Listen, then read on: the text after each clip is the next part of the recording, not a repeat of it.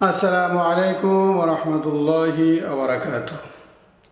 প্রিয় ভাই ও বন্ধুগণ, যারা আমাদের সাথে রয়েছেন দূরে অথবা কাছে, দেশে অথবা প্রবাসে, আপনাদের সকলকে জানাই আন্তরিক মোবারকবাদ ও শুভেচ্ছা। প্রিয় বন্ধুগণ,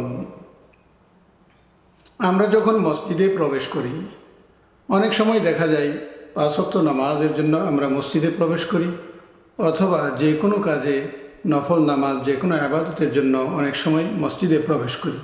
প্রিয় ভাই ও বন্ধুগণ, মসজিদে প্রবেশের সময় এবং বের হওয়ার সময় আমাদের কি আমল রয়েছে?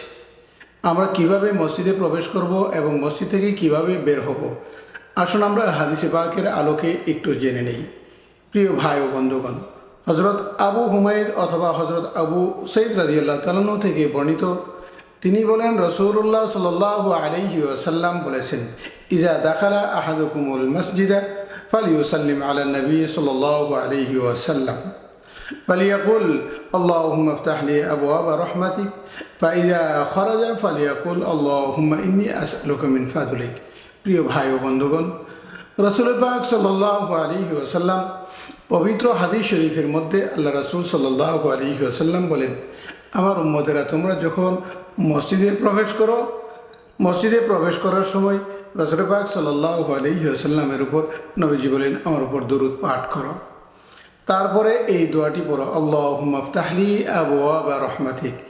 আল্লাহ নবী, বিশ্বনবী মুহাম্মদুর রাসূলুল্লাহ সাল্লাল্লাহু আলাইহি ওয়াসাল্লাম আরও বলেন, মসজিদে আবাদতের পর তোমরা যখন মসজিদ থেকে বের হওয়ার পূর্বে তোমরা এই দোয়াটি পাঠ করো, আল্লাহুম্মা ইন্নী আসআলুকা মিন ফাদলিক।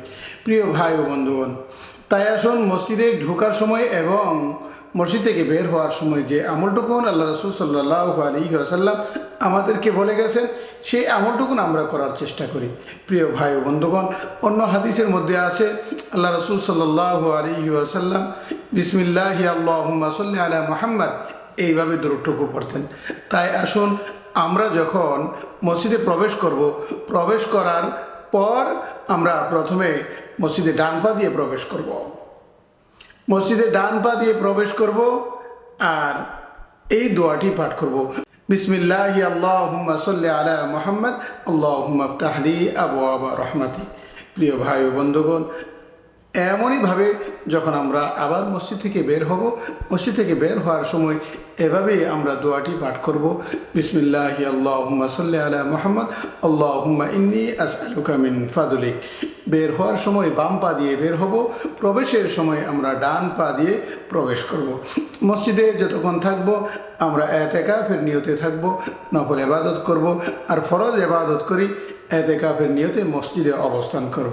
প্রিয় ভাই ও বন্ধুগণ, আল্লাহ রাব্বুল আলামিনের কাছে আমরা প্রার্থনা করব, আল্লাহ তাআলা যেন আল্লাহ রসুলের প্রত্যেকটা সুন্নতকে আমরা পালন করে এই জিন্দেগির হায়াতের মধ্যে আমরা পৃথিবীতে বসবাস করতে পারি এবং প্রতিটা সুন্নত যেন পুঙ্খানুপুঙ্খানু আমাদের দ্বারা আমল হয়। আল্লাহ তাআলা সেই তৌফিক আমাদেরকে দান করুন, আমিন।